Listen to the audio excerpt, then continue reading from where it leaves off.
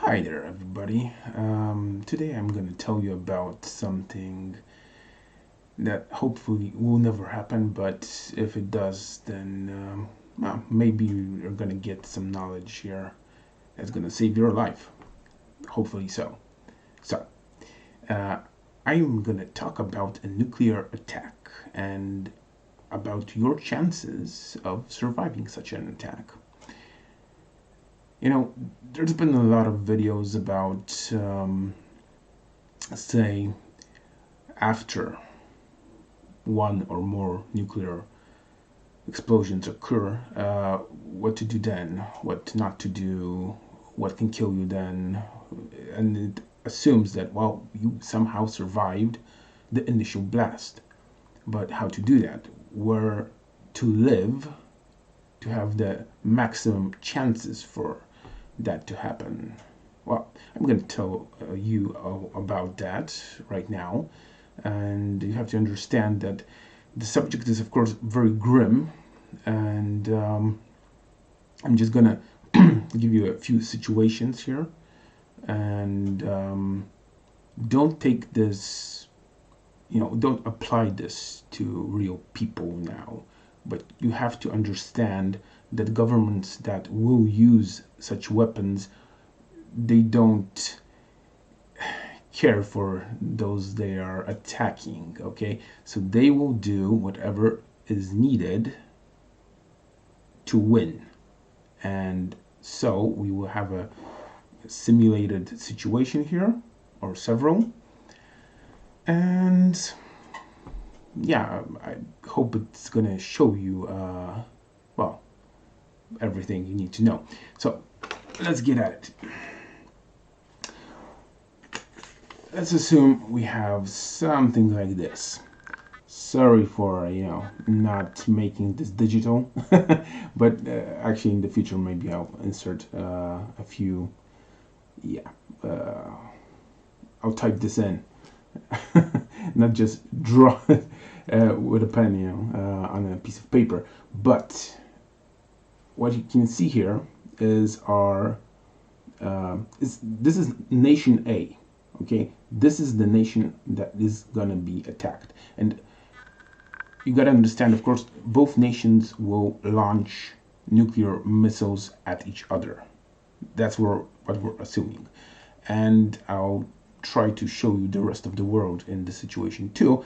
But first, let's just stick to nation A for a moment, and as the defender, and nation B as the attacker. Of course, the exact same situation goes on in nation B, which is going to receive its portion of atomic attacks. But that doesn't concern us now.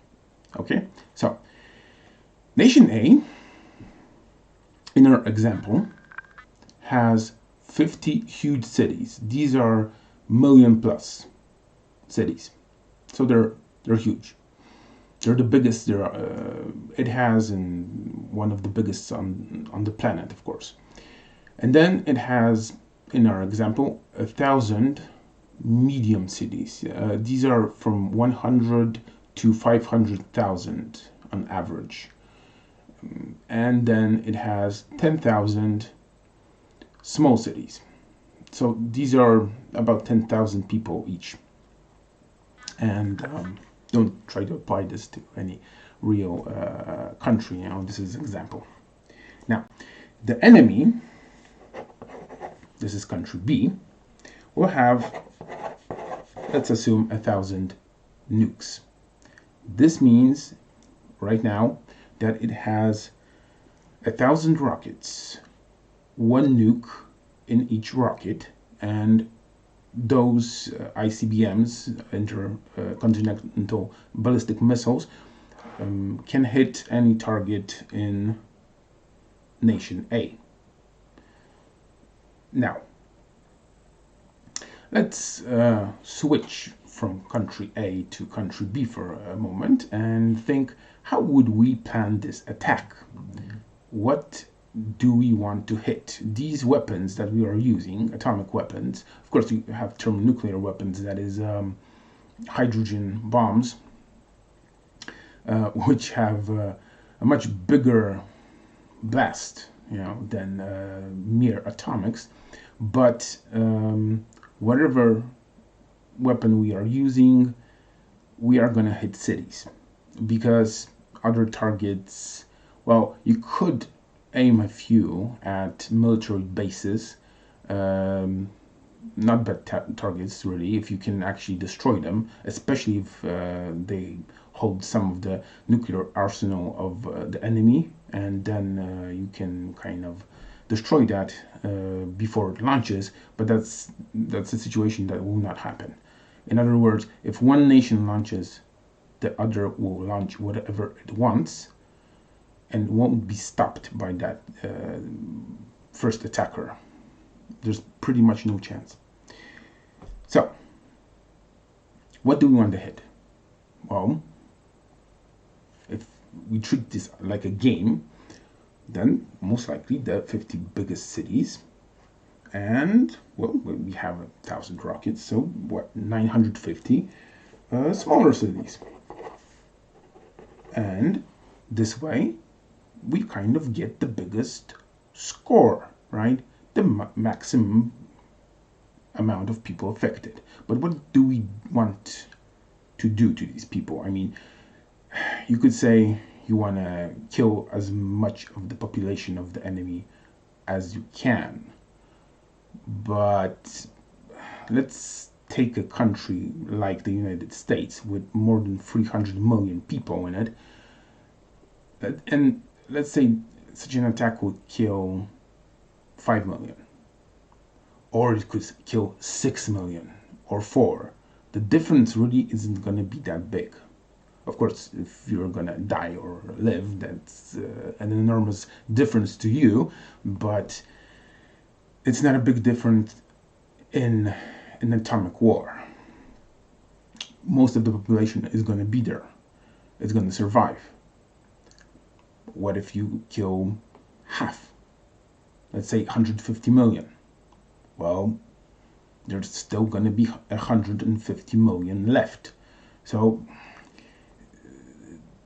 do you hit a few million or 100 million? The reality of the situation is the only thing that will change is, well, the body count. That's it. So, what would be a more realistic thing that you want to do? You want to disrupt the country, your enemy country, right? You want to hit it, and you want to make a lot of those people run,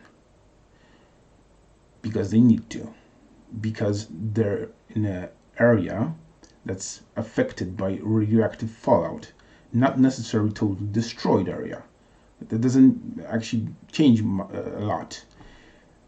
And here we come to this thing I'm going to point out on examples in a moment, that actually hitting a city, affecting it with radioactivity, and making people in it run is more destructive to the country where those people live in, at least in the short run, than actually killing all those people.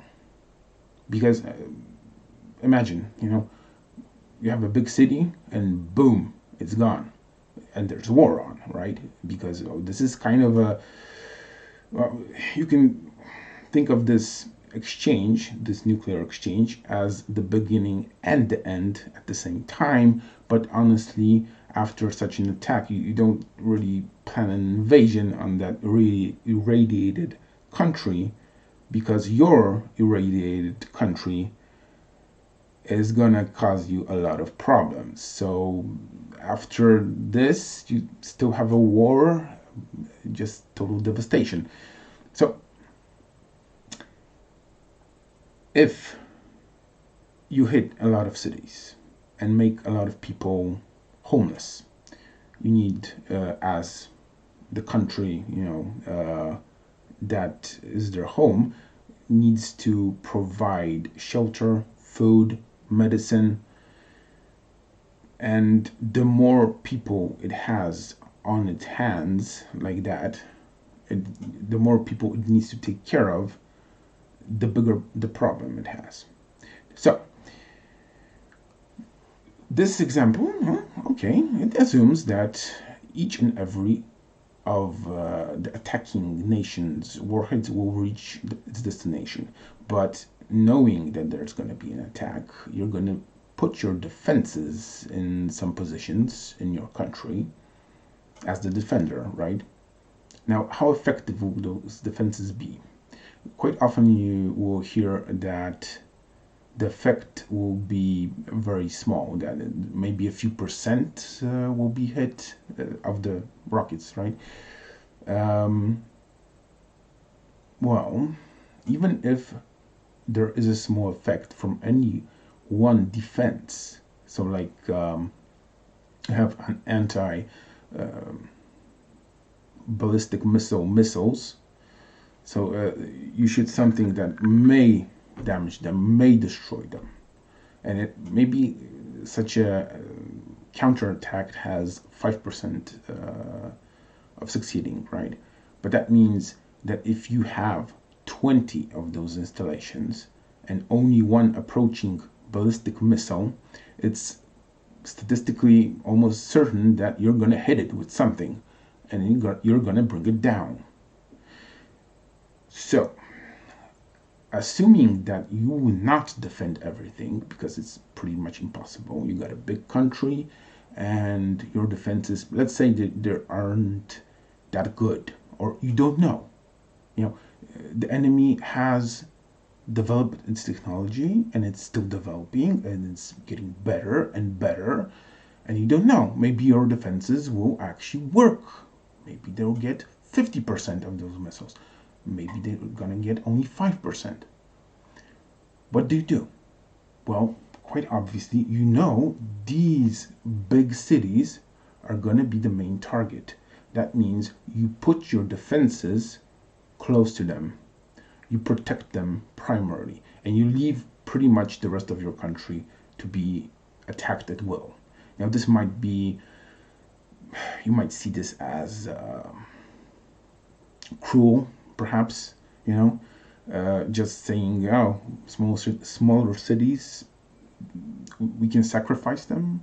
But that's not exactly what's going to happen, of course, because the nation, and the attacking nation in this case, is going to understand that if it's going to just spread out evenly, one missile, one city, then the chances are that a lot of those missiles, those 50 missiles that go for the biggest cities, will not make it. And it's quite possible that none of them would make it, because all the defenses will be concentrated there.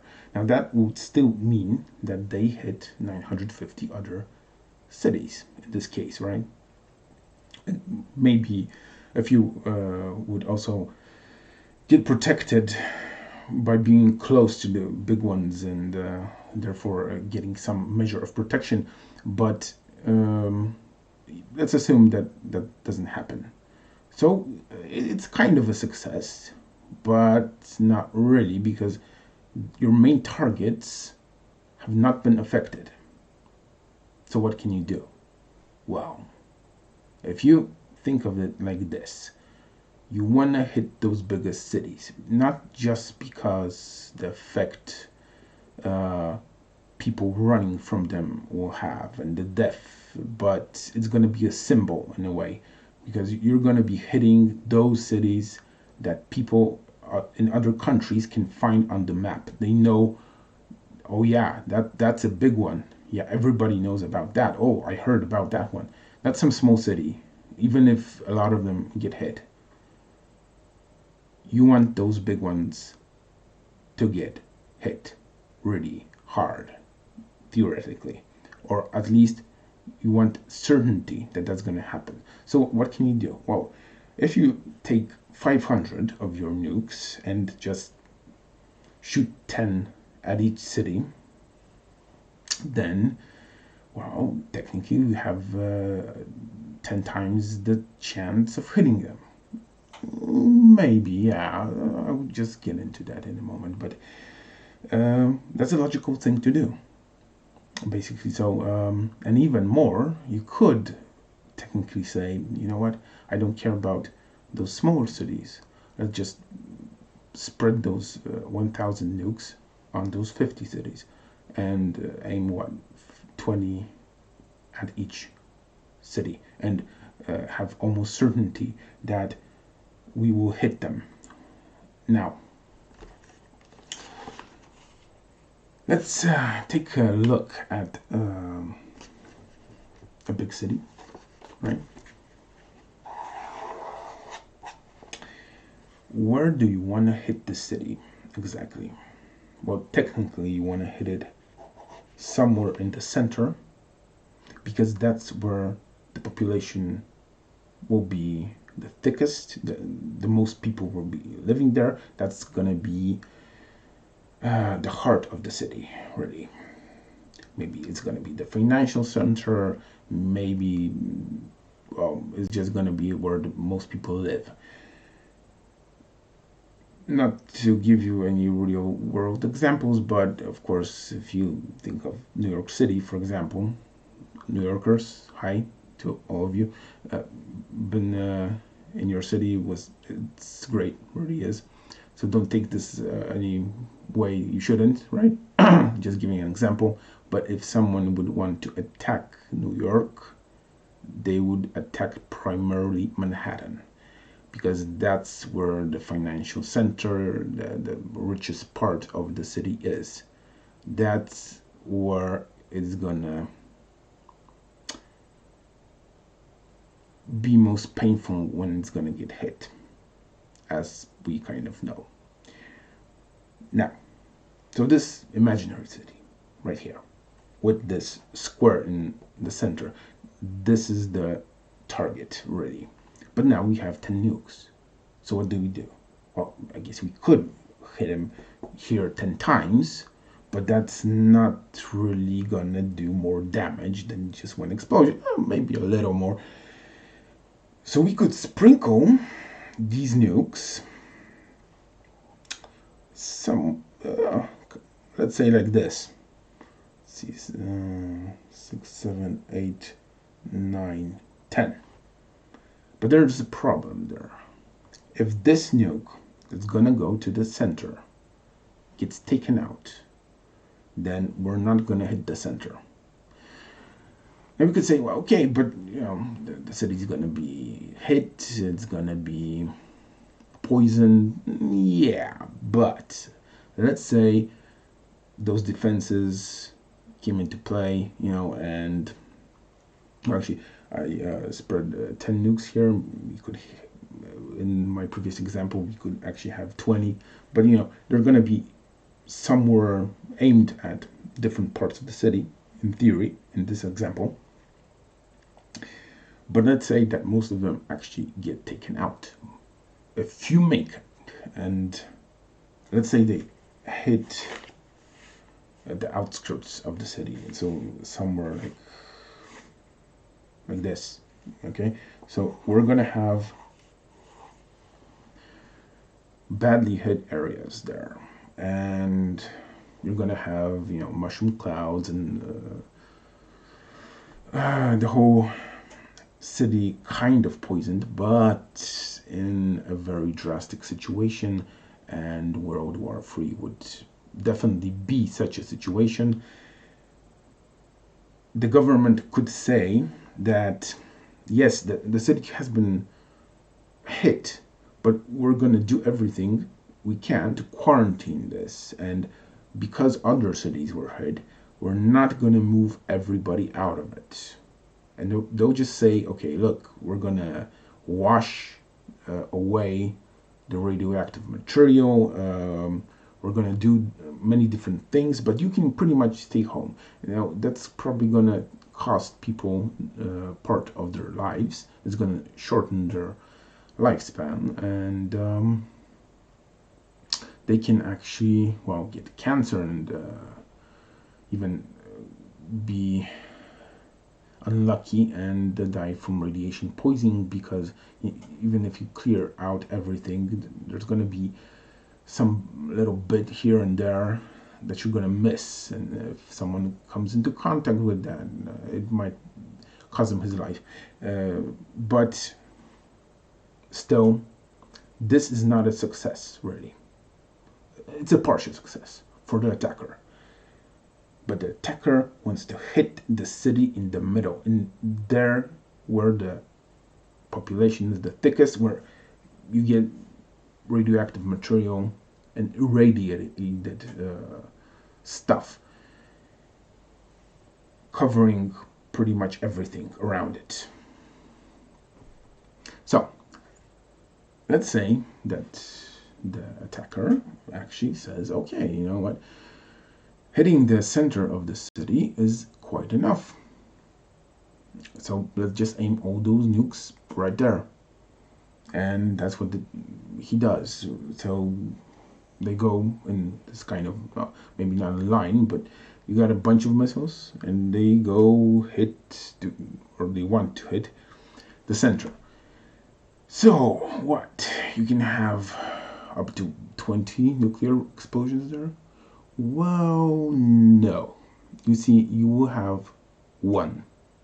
And that is if at least one makes it. But it's going to be smack right in the center of the city. Now, why one? To understand this, you have to understand what a nuclear explosion actually does. And there are a few things. First, you get an EMP, so an electromagnetic pulse. And it fries all circuits.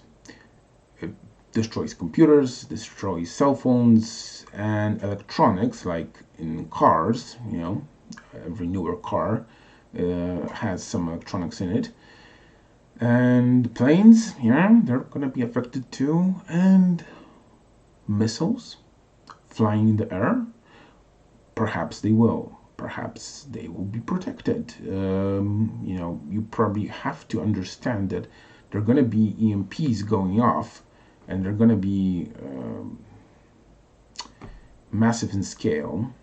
And as a nuclear missile designer, you have to take that in account, so that one doesn't take out every other in, let's say, 50 miles or something. You know, you have to take that in account, and perhaps it's not going to have any effect. So what else do you have? Well, you got a fireball, but even before that, you got a flash.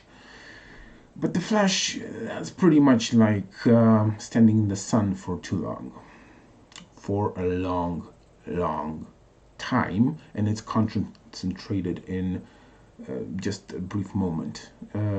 So if you're looking at a nuclear explosion and you got unprotected eyes, then unfortunately you might go permanently blind. If some of your skin is out in the open or just protected by a thin fabric, then you will get burns. But if you're partially behind a wall, then the part of you that's behind that wall will not be affected at all, because it's pretty much as sunlight. That's what you're gonna get here, right? Everything that's unfortunately at that very moment sticking out is gonna get burned. Everything that's covered. So perhaps a whole human being that just cowered behind a trash can, okay, a billboard, whatever, really, is going to be protected. But then we have two other things. You have the fireball, and it's concentrated at the center of the explosion. And if you're in the range of that, then you're going to get fried, unfortunately. Well, maybe it's not. Is it certain? Well, I'm going to get into that in a moment. But the other thing you have is the blast wave. And this is the most destructive thing, because it goes through, well, a city, for example, if there's the detonation in an urban area, and it knocks down buildings. If you're close enough, then you're gonna get hit with such force, and you're gonna die. Flying cars, basically, it's a huge explosion. That's what you get, and the blast is gonna hit everything. And when something is in the air, not braced against anything, then that blast wave is gonna hit it really hard. It's gonna knock it out.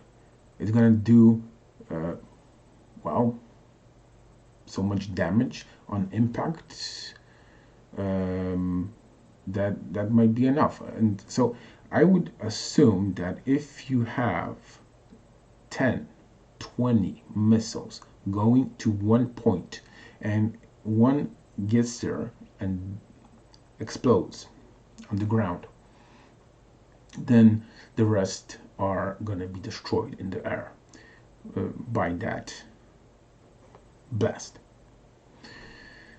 So, if you're in such an area or near it, you will have to deal with one nuclear explosion. Now, you probably heard about how devastating nuclear explosions are. That is, how much can they destroy, how far they can reach. And that's all true.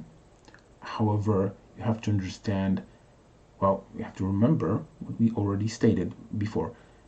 You don't really, as the attacker, want to kill as many people as you can. Actually, it's much more efficient for you to make smaller warheads. They're gonna do the job. Some people will die. The city is gonna get poisoned, and the rest of the population is gonna run away. So mission accomplished. And why do you need to make a big nuke when you can make one that's 1/10 of the size of the bigger one, and there you go. That's it. You can have 10 nukes with the same nuclear material. So the reality of the situation is that every nation will boast before such an exchange that we have these big ones. Oh, they're going to be devastating. Nothing in miles will stand. No building, no human will survive in such a radius. But the reality is, it would be rather inefficient to use them. I mean, you can, but then you have these other circumstances that you have to take into account. Perhaps you heard about the Tsar bomb. The Tsar was the ruler in Russia, and actually the communists developed this bomb during the Cold War. And it's a thermonuclear bomb, so it's a hydrogen bomb.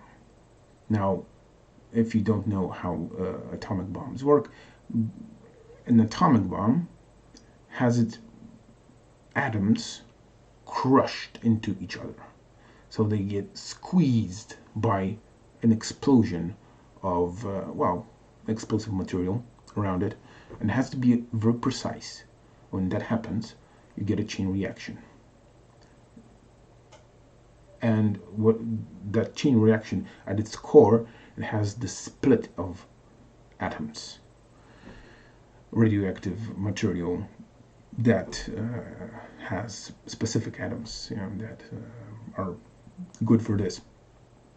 However, in a hydrogen bomb, the real stuff that gives the biggest yield is a balloon of hydrogen. This is a specific isotope of hydrogen. You got it's I believe, yeah, or delta. No, I think trit or delta. Basically, you got 3 versions of hydrogen. One is like the simple thing, and then you got bigger atoms. But all that is hydrogen. really. And those other two isotopes or two versions of hydrogen are actually quite rare, but they're there everywhere. Now you can isolate them, and then you just make a certain amount. You put it in one container, and then around this you make an atomic bomb, and around that bomb you make a layer of explosives, and then the explosive detonate or cause a chain reaction in the atomic bomb, and that basically squeezes the hydrogen atoms together, and then you get a thermonuclear explosion, hydrogen bomb going off, and it's big and it's massive. And the biggest one, the Tsar bomb, was a response to American development. So the Russians decided, hey, why not make a big one, a really big one, a very, very impressive one. Actually, it's so big and so impressive that it can't be, I think, transported by any means, but maybe there is some way. They had one plane that could carry this, but you probably don't know that it was actually supposed to be twice as big. However, I don't remember who was actually the leader of the Soviet Union back then. Maybe Khrushchev. That might have been Khrushchev. But the scientists that worked on this and that created the bomb, or were about to do this, came to Khrushchev or some other leader that was in place back then, and they told him, we're worried. About what? Well, if we detonate this, we're worried that we're gonna knock Earth out of orbit. And they were serious about this. Okay? Now, again, something you might not know, but anytime anything moves on Earth, it slightly affects it. Just slightly. Even if you go upstairs in your home, that is an effect on the planet. I'm not going to go into this right now, but there is an effect. And if you detonate in short succession a lot of atomic weapons in one area, that is in one country, the effects can be unpredictable. Once people believe that the atmosphere might get ignited, but that's not going to happen. We know that now. But if you set off 1,000 nukes in, say, 30 minutes, what are the effects going to be? It's hard to say, really. You have to do it to really. You can predict certain things. It's going to be spread out, and it's not going to be in one small space, and that's the key thing. You don't want to overdo this, because it's going to come back to you and bite you in the ass. Now, one of the things that will affect other countries, besides these two, besides the country that gets hit, is radioactive fallout, of course, and it's gonna go up, it's gonna go travel wide and far, and it's gonna spray or come down on any country that's unlucky enough to have a rain when a cloud of this stuff is going above it, and unfortunately, stuff in the air causes rain. So this of course might mean that most of it won't go that far, and that it will cause rain to fall, and it will how far it will go, it's hard to say. But um, all this points to, in my opinion, the use of small atomics in this situation is going to be the only logical thing, unless you want to hit the other country and obliterate yourself in the same process. If you don't want to do that, then you have to think and a few moves ahead. What's going to happen then? What's going to happen when the dust goes up and then the dust settles, right? What's the situation of your nation, even if there's no counterattack? And there will be, of course, a counterattack. So, this all points to actually good odds if you are in a big city and it's hit, and well, the detonation is not going to be that massive, most likely, unless they just used everything they had. And you know what, we have a few big ones, really big ones, big rockets, big bombs, and you know what, let's just send them too, for whatever reason. Okay, that can happen, of course, but not likely, not likely. So, let's say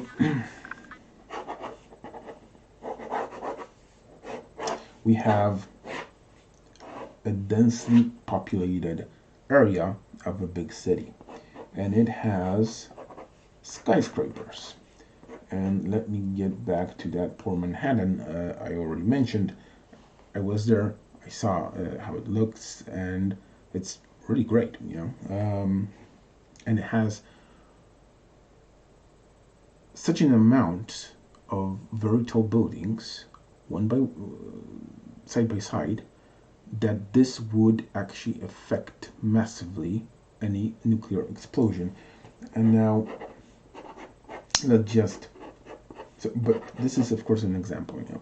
So this is an example city, but think of it both kind of like Manhattan. Why? Because, well, that's gonna be the primary target, a densely populated area.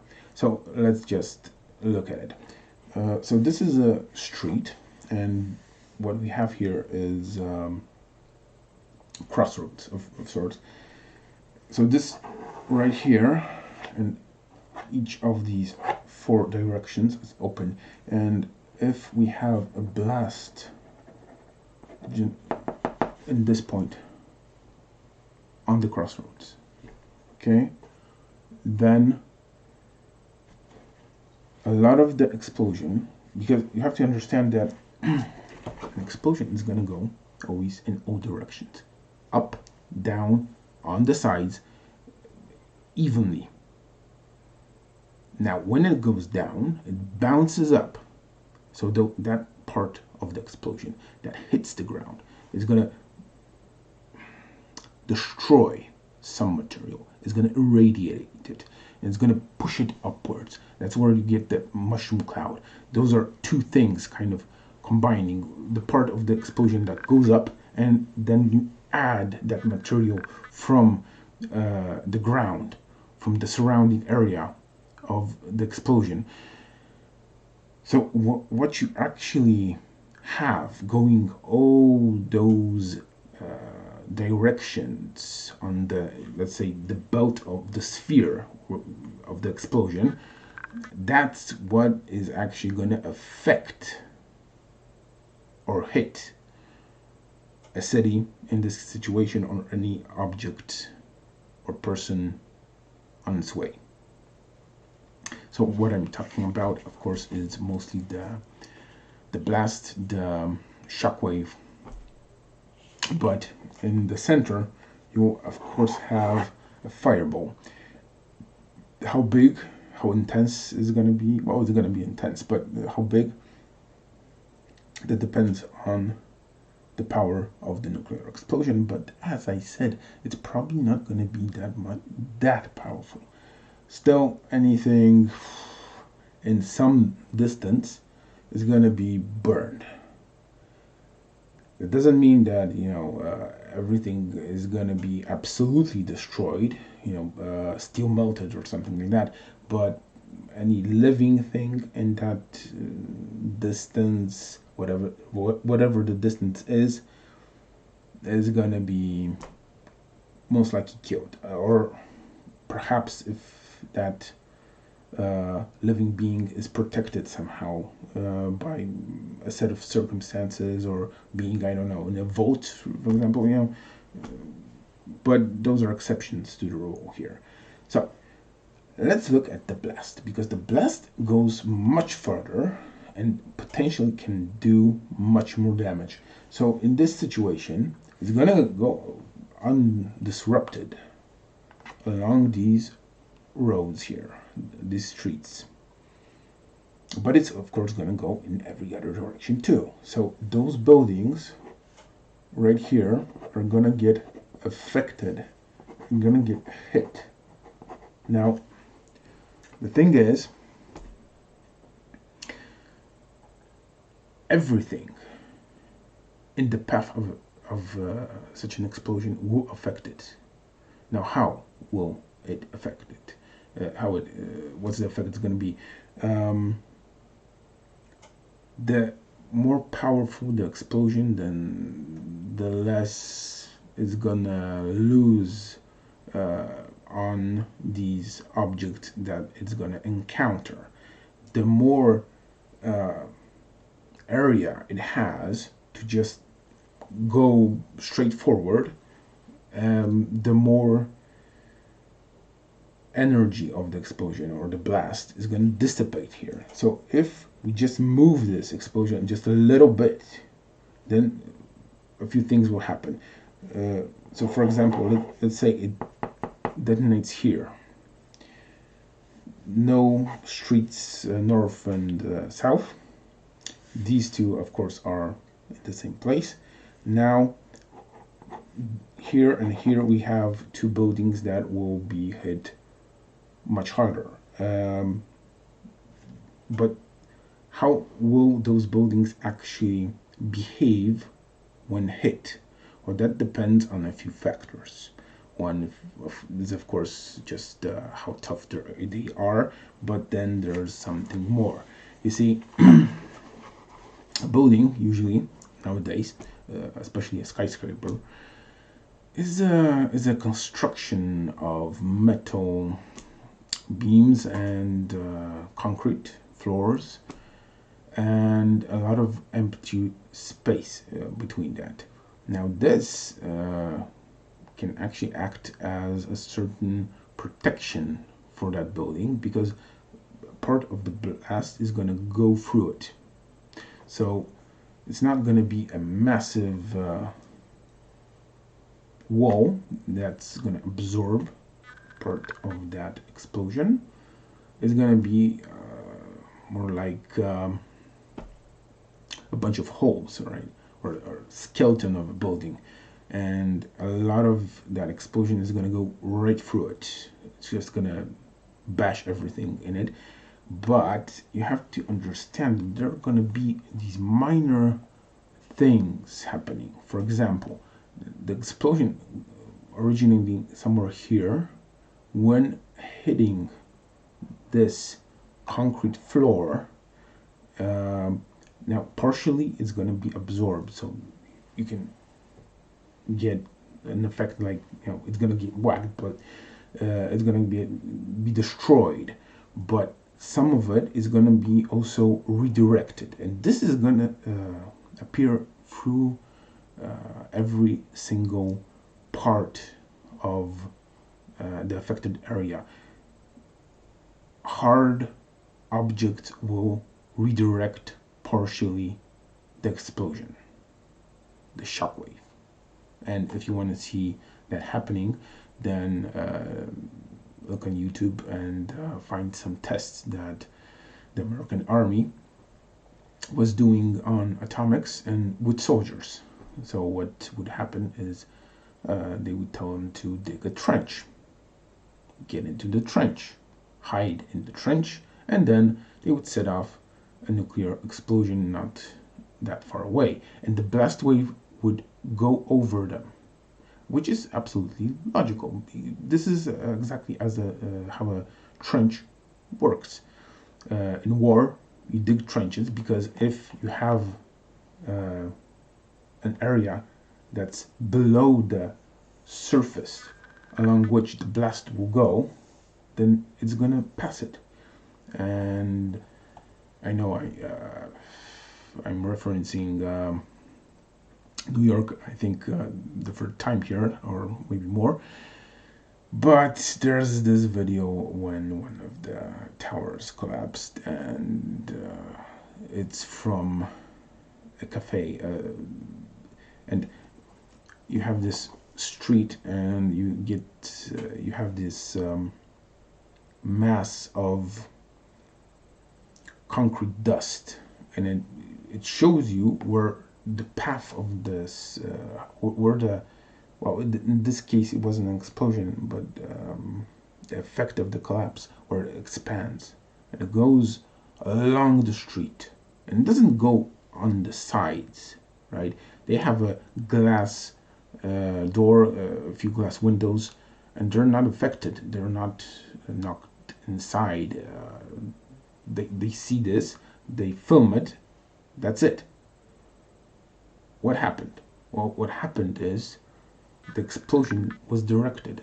In this case, sorry, not an explosion, of course, but you could say the blast from the collapsing building. And this same effect would happen in any explosion, atomic or not.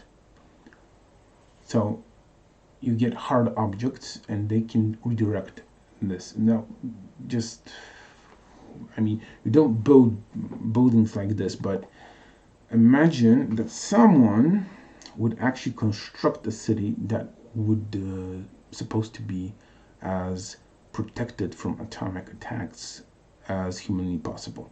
So what he could do is to build these walls at an angle. So kind of like in a pyramid. I mean, on one side you could have a straight wall, and then one that is tilted like this, and the explosion, if it would hit this, of course it also could kind of go in, because as I said, the construction of a building is kind of like a skeleton of the building, right? And then you have the filling elements that aren't so tough. But generally, if it would encounter or hit a flat concrete surface, it would bounce off. Of course, this surface would be affected, you know. It's not like it's going to be a total redirection of the energy here, but if you make a city like that, you could actually minimize the amount of damage it would sustain in any such explosion, because once the direction of the wave goes up like this, it's not suddenly going to come back. Okay, so if it goes up, or in any direction that is away from the ground, perhaps at its initial blast, then that portion might be very flashy, might be visible from afar, but it's not going to hit the surrounding buildings. And anything that redirects it away from those buildings will also have a diminishing effect on the explosion itself. Now, what does that tell us? If you're in a city like this, so straight streets, and you know there's something coming. It's gonna be big, it's gonna be devastating, and you're looking around, standing on the street. That is a very, very bad thing to do, because just as in this example I told you or showed you, you want to be somewhere that's not in a direct line from that explosion, right? So you want to go into an alley that's the best thing would be go into like a backyard behind a building, for example, and if it's protected from three sides by walls, then there's a good chance that you're gonna be in an area where the blast won't get. Now, if it hits something in close proximity, then even a solid wall, or actually, let's think about a solid wall here, okay? So no windows here, just massive concrete wall. And it hits this wall. What's going to happen is part of the blast is going to be redirected. But if you're going to look from the side, it's going to probably almost look like there was very little or no resistance and the explosion is going as it was. But that's not exactly it. You see, the surface is going to absorb partially the blast, and it's going to be propelled forward. Now what this means is imagine a tennis match. When someone takes his racket and hits a ball, what he does is he transfers the energy of the racket to the ball, and the ball is propelled forward. The same thing goes is done with a bullet, right? You fire a bullet from a gun, the detonation propels that bullet forward in that direction, and here we would have a mass of concrete which would get hit, destroyed, and pieces of it would fly like, well, massive shrapnel, for example. But this is actually not that bad for the whole city as a whole. Yeah. So the next building would get first hit by the debris and the blast explosion, yes, but that portion of the blast that was going directly towards it, so it hit that first building, right? And then the next one is hit by that first building, but transferring that energy means that a lot of it is actually dissipated. So depending on the blast, on its strength, I would say that, well, several buildings in any direction will be affected, but eventually what you will have, let's look at this like in a smaller scale. You would have an explosion that's gonna go here, but eventually it's gonna make something like a cross.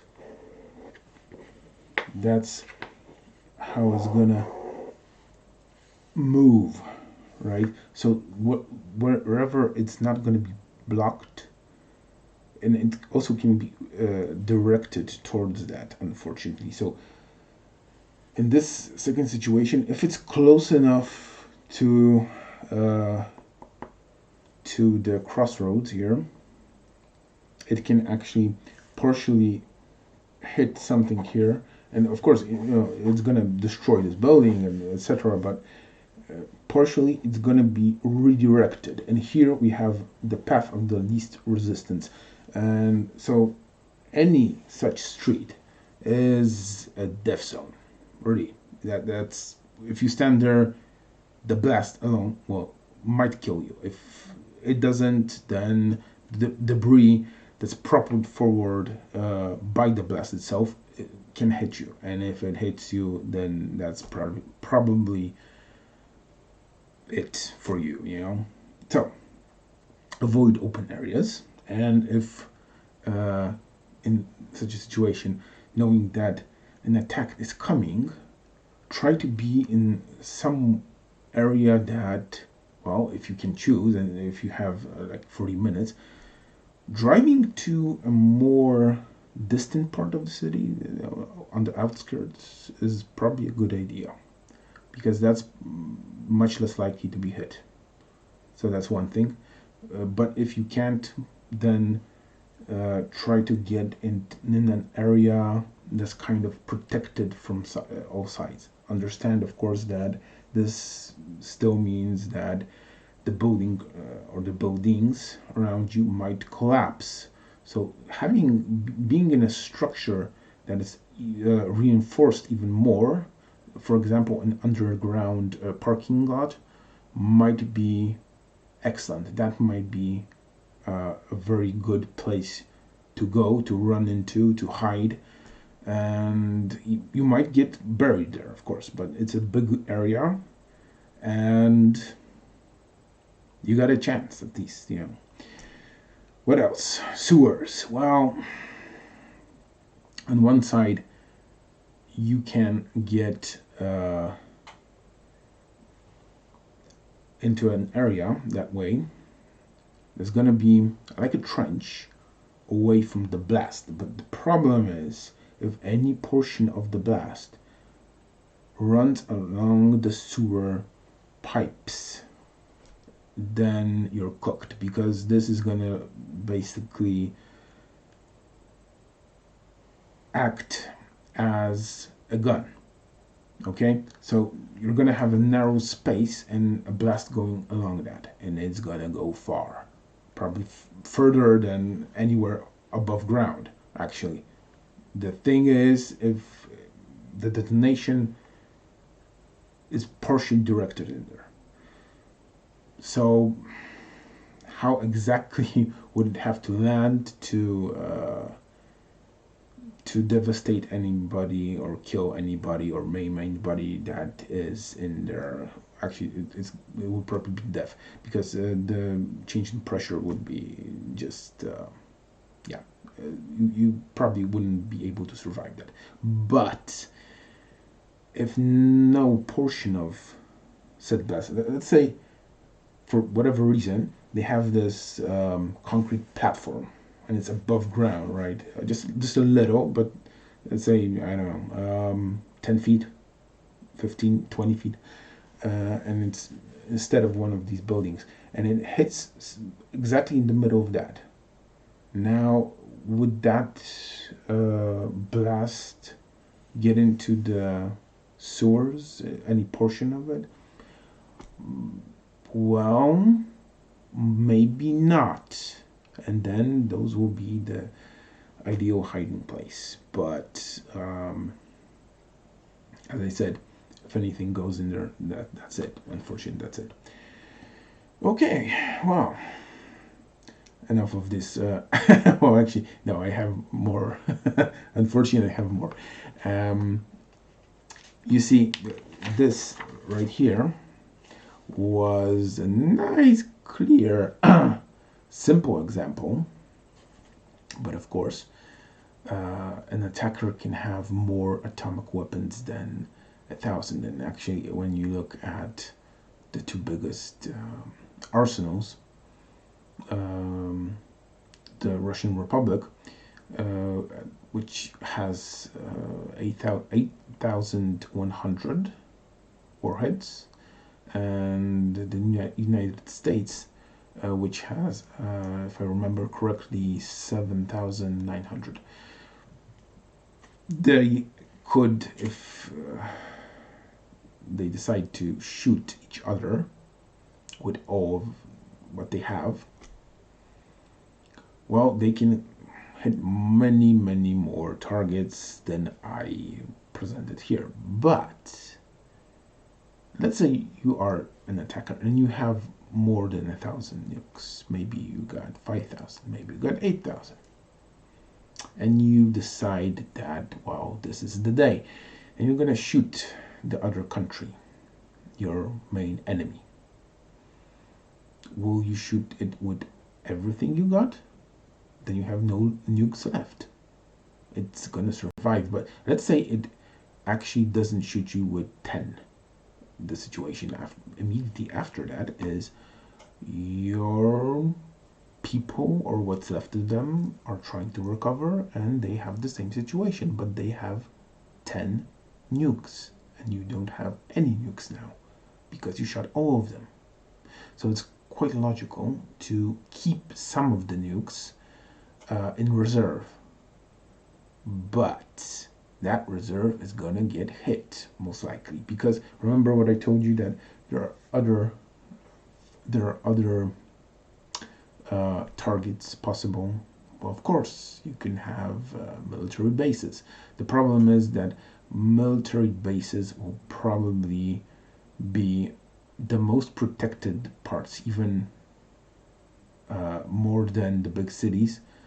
So the military bases will be the most protected parts of any country against a nuclear attack, because that's where any defenses will be housed. So when you're going exactly at the defense, well, the defense can shoot you.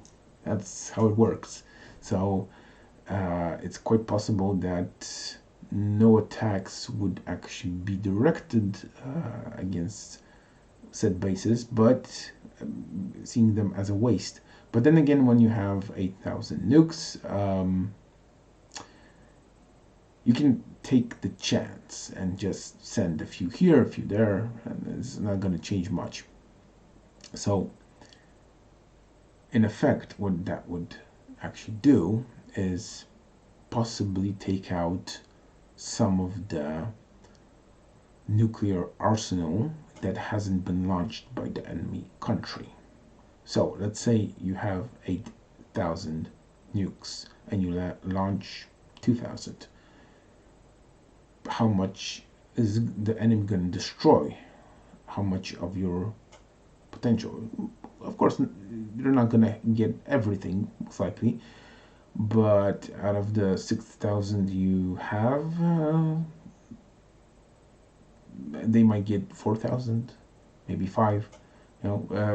It's probably logical to assume the worst, that is that a majority of what you have left is going to get destroyed.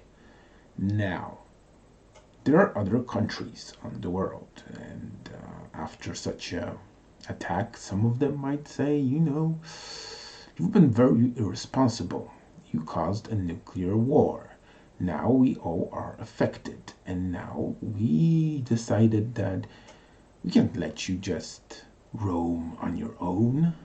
So you scrape up a few more nukes and nuke again. No. We're going to take control of your country now. And yeah, we may not have nuclear arsenals, or we have, but they're small. But that's okay, because now you have no more nukes.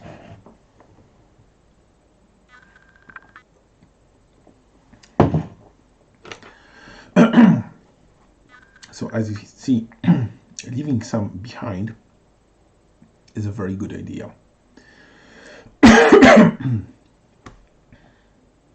Which means I can't imagine a situation when someone would use all their nuclear arsenal at once. That just doesn't seem logical. But there's another thing that might happen, and unfortunately it probably will. Because you might be hearing this and thinking, well, fortunately I'm not in a country that has nukes in it, right? Yeah, well, the thing is, when a confrontation like this happens and the nukes go into the air,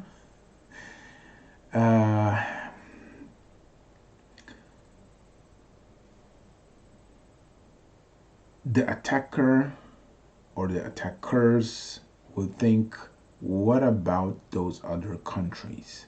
I am gonna lose my supremacy because my country is gonna get hit, that's sure.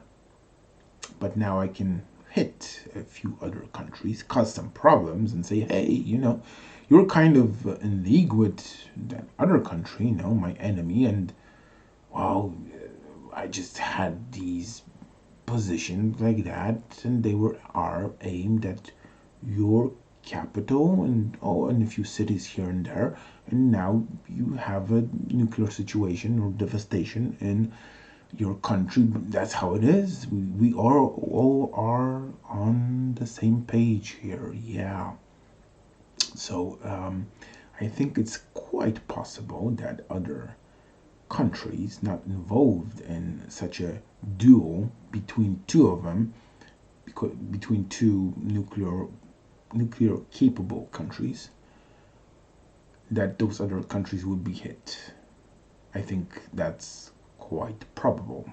At, maybe even, that's something unavoidable already. In other words, if you're in a developed country, you're a target for nuclear attack in a case of a nuclear exchange, even if there are only two participants on paper.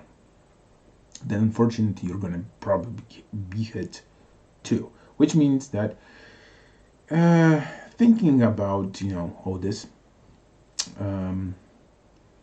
is something you might wanna do, just in case, so if the worst happens, those first moments, those first minutes, you do the right thing and you increase your chances. That's the thing to do. So yeah, that I think that pretty much. Oh yeah. Sorry. There's one more thing. You see, I actually addressed this point. That is, one nuclear explosion hitting and destroying other nuclear missiles in the air. But there's a little more to this. That is, for example, the Russian Federation apparently designed their nukes, or the rockets that are carrying them, to do, well, they form this net, like they communicate with each other, and if you have one that's going to a primary target and it gets destroyed, then another one that's going to a secondary target can be redirected and try to attack that first one. Now, until that first nuke was simply shut down and others are simply shut down, there are no detonations, then I would say, yeah, that is something you can count on, but probably not totally. What I mean is, electronic warfare is actually quite developed right now, and thinking that in this situation, having, I don't know, 15 minutes at least, maybe 30, maybe 45, until those enemy ICBMs come to your country, you don't do anything as a military in the defending country, and don't at least block their communications. I think that's pretty unrealistic. So those communications will probably be blocked. So such an advanced guiding technique is probably not going to work. It's probably not going to do anything, but it's a good propaganda tool, of course. And you say, oh, our nukes, well, they can actually travel very, very far, and they can actually bypass your defenses because they can go around them. And yeah, that's true. But that means this particular missile will be in the air and probably on a low altitude for a long time, and it's possible that it's going to go through the airspace of several countries, unless it's going to go, ballistic and very, very high. But then bypassing the defenses is not going to be something you can account for. It's like, this is Earth, right? Your rocket goes up here and it wants to land there. So it does something like this. It goes very high and it practically drops from above there. And that means it's very visible.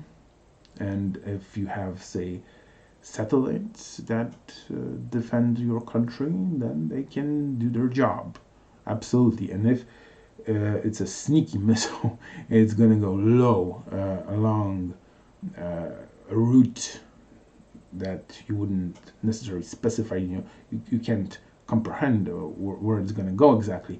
Then there's a lot of other countries on the way that it's going to either come close to, or is going to have to, or it's going to have to go through their airspace, right? And that means that maybe it could actually bypass some defenses that the defender puts in one place, and tells everybody, yeah, here, right there, we have our real defenses, right? That's going to happen.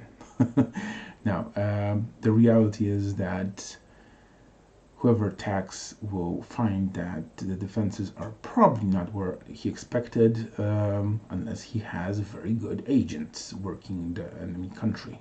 Then yeah, maybe he's actually gonna know exactly what he will have to face. But statistics, that's what's at the bottom of this tactic. You have to incorporate statistics to your attack plan and your defense plan, and that's what's going to give you the most effect, for whatever you use. And in this case, that means you're gonna shower the main targets, ignoring the secondary targets probably completely, and securing a hit where you want it, and not aiming to kill as many people as humanly possible, but to making them run, and therefore creating an enormous problem for the defending country. So yeah, I think that pretty much sums it up. I hope that was kind of enlightening for you, and it taught you something. But if you have objections to what I said, or you would like to leave any comment, then absolutely be free to do so. I'll try to go through them all, and I don't know, if you want a follow-up video after this one, perhaps discussing what happens after the blast and how to protect yourself then, but there's a lot of videos about that already. I can make another one, no problem. So that's gonna be it.